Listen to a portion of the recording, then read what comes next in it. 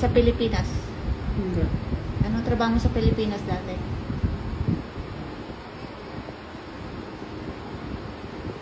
Hindi mo na maalala? Alam mo. Ha? Hindi mo na maalala ang trabaho mo? Kilala mo si Marcos? Oh, sino si Marcos? Ah, Sino si Marcos? Anong trabaho nyo? Di ba katrabaho mo si Marcos? hindi. Hindi? Hindi mo siya kilala?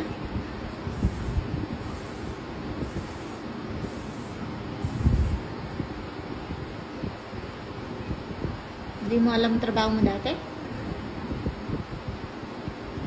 Alam mo? Oo, di ba engineering ka? Oh, engineering.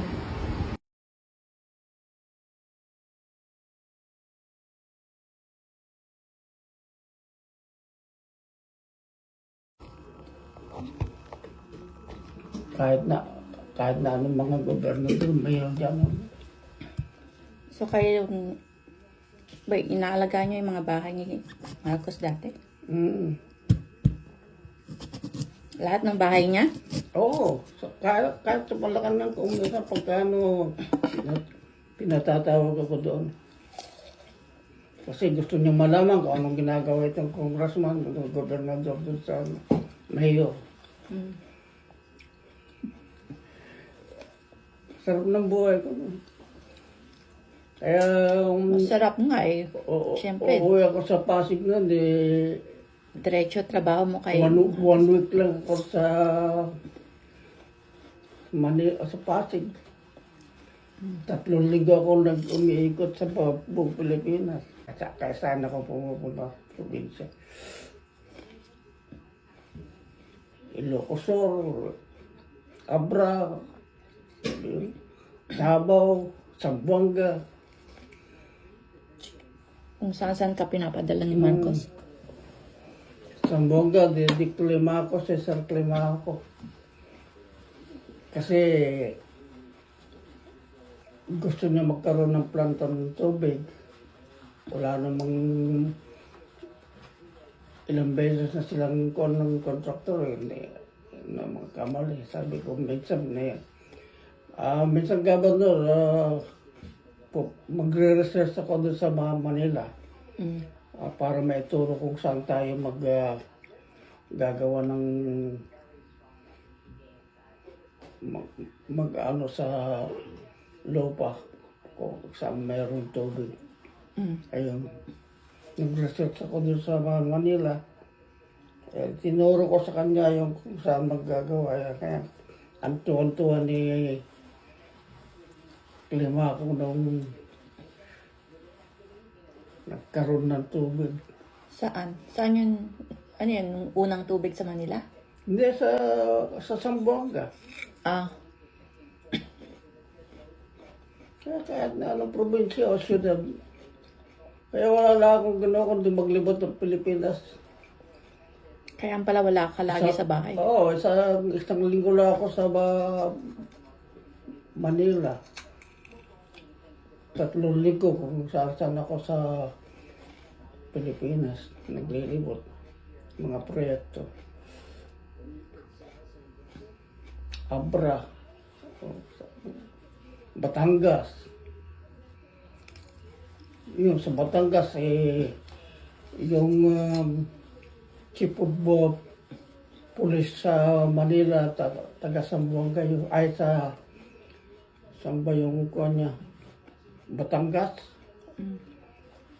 O sa Batangas, chief ng malaking bahay doon.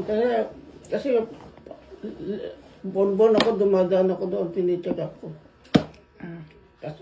Tapos may yung proyektong ginawa doon sa sa kuryente. Kaya ang tawag doon Don Orestes Romualdez Power Plant. Yung Orestes Romualdez, yun ang tatay ni Imelda.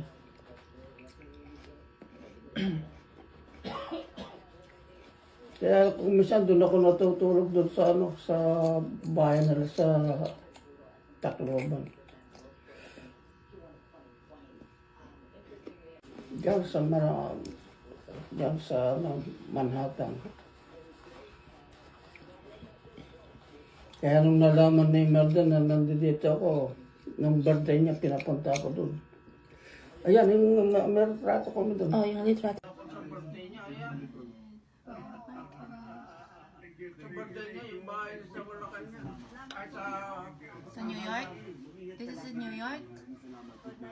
sa Manhattan yan. Yung mga nag-aalaga kay Imelda, Oh. kilalang-kilala ko, namumukha nila. Mm. Ayun. Nung birthday niya, celebration niya sa Manhattan. Yun. Pinapunta nila ako. Pinasundo nga nila ako doon sa bahay sa... Mm.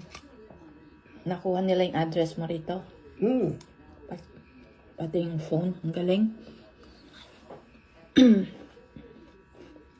Kasi kilala ko mga nag-aalaga kay Imelda eh.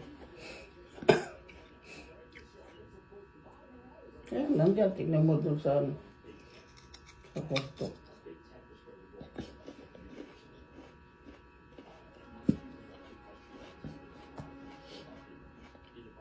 Kahit sulok ng Pilipinas, mayroon akong proyekto. Planta ng kuryente, irigasyon.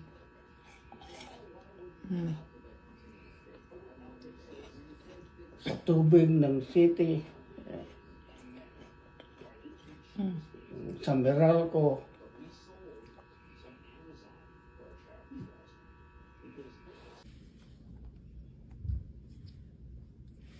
Open it. Oh, ikaw na magboto. Bubuto? Yeah. Ah. So, nasa pangalan ko. So, akin yan. Ballots ko yan. O di iboto mo si Marcos. O, ikaw na. Pumili. Si Marcos, yung dalawa. Marcos. Bumbong at saka si Sara Duterte Carpio. Taga-pawa yun. Anong number ni Bongbong? Right here. 7. Na? Number 7. Crap table. Number 7 is an instant win. Okay, I got you something. Ano yan? Ayan, surprise. Tingnan mo. Marcos? Buksan mo.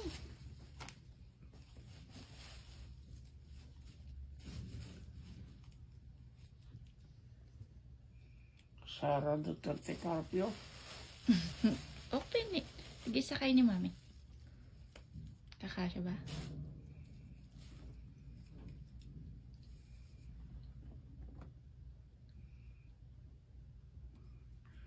Eh si Marcos Batak. Si Carpio sa pawa eh. Oo nga. Yung campaign t-shirt nila yan. Oh. Pwede na kayong sumigaw. BBM! Oh. Tingnan mo pa yung iba. Malaki. Hindi, pwede pang ma-adjust. Oh, pwede na kayo. Malagay nyo na ganito. BBM. Ganyan. Yay! Suot nyo yung mga t-shirt tsaka yung hat. Tapos pwede kayong pwede kayong mag-send ng message. Tingnan nyo kung kasya yung shirt. Dapat kasya. Kaya nandun na sa Malacanang si Bongbong. Ano? Ano kayo? Gumawa ng video? Pupunta ako doon. Pag kinalaman niya yun. Pero kasi bata pa noon eh. Yeah. Makilala ka pa yun. Pumupunta ako sa Malacanang. Oh, try nyo. Kung kasya, meron na akong ibang size. Okay, ito. Size small, Hindi, okay yan. You like the hat? Hmm. Mommy, try it. Ako rito eh, nung nalaman niyang nandito dito ako eh. Birthday niya yan, oh. Ito. Nandiyan pa yung bahay nila yan. Yes. Kilala ko ni Imelda. Yeah. Siyempre. Lalo yung mga nag-aalaga sa kanya kasi. Yeah. Pinasundo nga kami noon eh.